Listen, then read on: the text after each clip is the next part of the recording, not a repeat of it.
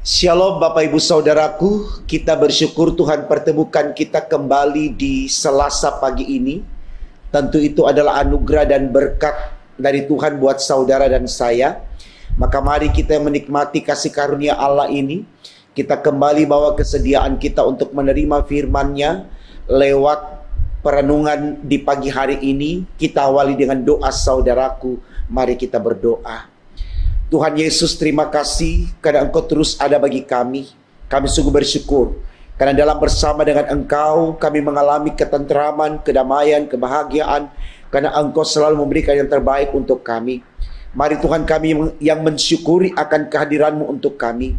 Engkau terus urapi dengan firman-Mu, agar lewat firman Allah khususnya di pagi hari ini kami semakin dimampukan untuk mengerti bagaimana kami hidup taat setia kepadamu untuk menyenangkan hati Tuhan. Maka di dalamnya pun kami akan terberkati oleh-Mu senantiasa. Untuk apa yang kami minta ini Tuhan, berfirmanlah, karena kami sedia mendengarkannya. Demi Yesus Tuhan kami. Amin. Saudaraku, bacaan Alkitab kita di Selasa pagi ini terambil dari kitab Injil Matius pasal 9 ayat 14 sampai 17. Bagian Alkitab ini dibacakan demikian. Hal berpuasa. Kemudian datanglah murid-murid Yohanes kepada Yesus dan berkata, "Mengapa kami dan orang Farisi berpuasa, tetapi murid-murid-Mu tidak?" Jawab Yesus kepada mereka, "Dapatkah sahabat-sahabat mempelai laki-laki berduka cita selama mempelai itu bersama mereka? Tetapi waktunya akan datang, mempelai itu diambil dari mereka, dan pada waktu itulah mereka akan berpuasa. Tidak seorang pun menambalkan secarik kain yang belum susut pada baju yang tua. Karena jika demikian, kain penambal itu akan mencabik baju itu, lalu makin besarlah koyaknya. Begitu pula anggur yang baru tidak diisikan ke dalam kantong kulit yang tua. Karena jika demikian, kantong itu akan koyak, sehingga anggur itu terbuang dan kantong itu pun hancur. Tetapi anggur yang baru disimpan orang dalam kantong yang baru pula. Dan dengan demikian terpeliharalah kedua-duanya." Saudaraku, tema renungan kita di pagi ini dituliskan demikian dalam Sabda Bina Umat, umat yang spesial. Saudaraku, kalau kita berbicara sesuatu yang spesial, tentu itu sama dengan sesuatu yang sangat berharga. Sesuatu bisa dibilang bahkan yang paling berharga, ya, namanya saja spesial. Kalau kita dianggap seseorang sosok yang spesial, maka dalam banyak hal kita selalu dijaga perasaan kita, kita selalu disenangkan, kita selalu dipenuhi kebutuhan-kebutuhan kita, kita selalu diprioritaskan, ya, dan hal-hal lain juga yang berhubungan dengan kata spesial, tentu itu sesuatu yang istimewa. Misalkan tempat yang spesial, ya. Mungkin kita bisa bilang Bali tempat yang spesial, sehingga ada banyak orang selalu ingin datang ke Bali dan seterusnya, ya. Jadi bisa dibilang saudaraku, kata spesial di sini adalah sesuatu yang dikhususkan, sesuatu yang penting dan selalu mendapat prioritas dalam segala hal, ya. Nah, saudaraku, kalau kita hubungkan tema ini, umat yang spesial, dengan bacaan kita di pagi hari ini, itu jelas sekali ditujukan kepada murid-murid Tuhan Yesus, ya. Dalam hal apa, saudaraku? Kalau kita lihat dalam ayat 14 dikatakan begini, "Kemudian datanglah murid-murid Yohanes kepada Yesus dan berkata, 'Mengapa kami dan orang Farisi berpuasa, tetapi murid-murid-Mu tidak?'" Nah, nampak sekali, ya, nampak sekali sesuatu yang spesial pada kelompok para murid Tuhan Yesus, yaitu mereka tidak dituntut untuk berpuasa seperti yang dilakukan oleh murid-murid Yohanes dan orang Farisi. Ini menjadi satu pertanyaan bagi mereka, kenapa demikian? Ya, mengapa bisa dikatakan, mengapa engkau Yesus tidak menyuruh murid-muridmu untuk berpuasa?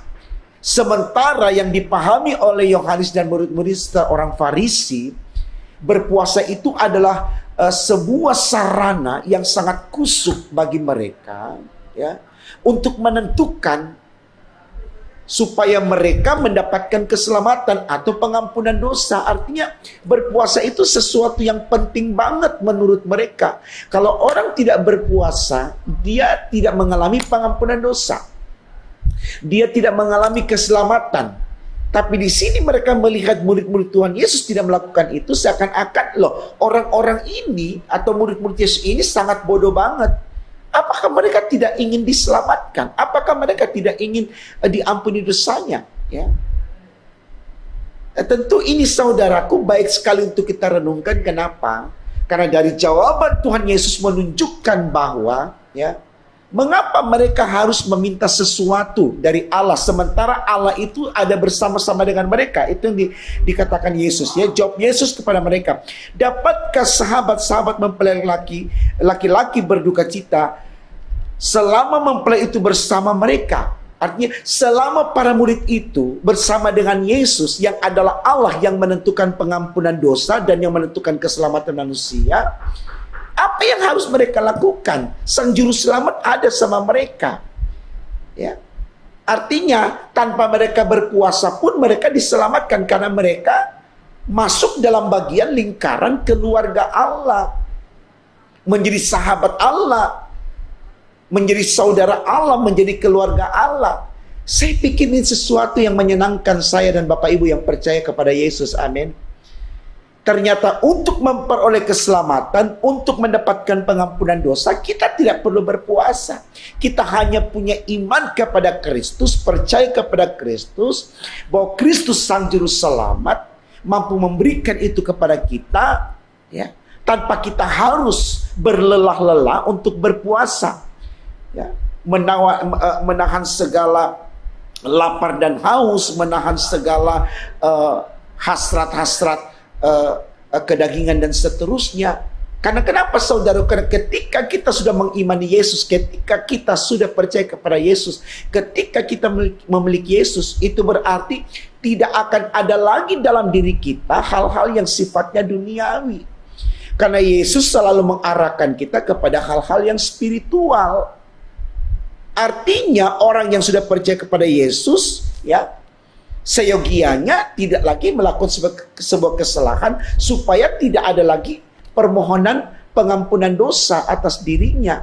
Nah, persoalannya sekarang saudaraku, kenapa gereja membuka ruang bagi umat, ya, yang percaya kepada Yesus, ada, ya, prosesi atau rumpun tata ibadahnya itu pengakuan dosa. Karena ternyata dipahami betul bahwa kendati pun kita sudah percaya kepada Yesus, ya, kita masih membiarkan diri kita berada dalam interaksi, relasi, komunikasi dengan dunia yang selalu membawa kita ke hal-hal yang duniawi. Ini persoalan saudaraku. Firman Tuhan sudah katakan bukan orang yang berseru Tuhan, Tuhan, Tuhan yang masuk surga, tapi yang melakukan. Bahkan dalam kitab Yakobus pasal 2:17 dikatakan iman tanpa perbuatan bagaikan mati, ya. Artinya bahwa ketika kita sudah beriman, itu kita harus nyatakan dalam perbuatan kita supaya kita tetap menjadi sosok yang spesial di dalam tema kita ini.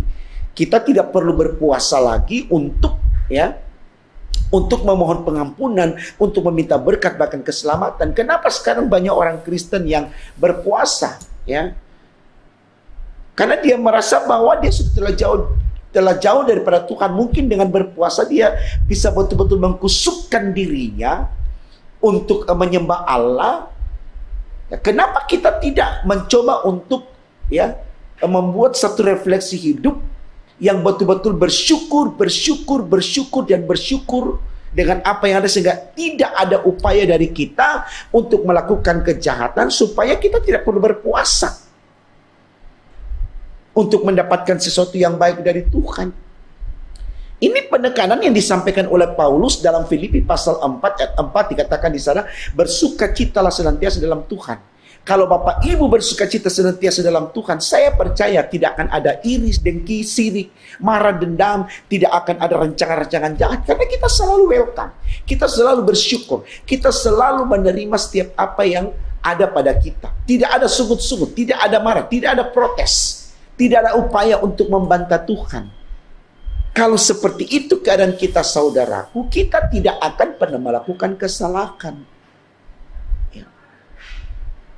Jadi saya pikir baik, saudaraku, sadarilah bahwa kita ini umat yang spesial, ya, umat yang dikhususkan oleh Allah, yang Tuhan panggil dari kegelapan untuk masuk ke dalam terang kasih Kristus. Itulah arti gereja.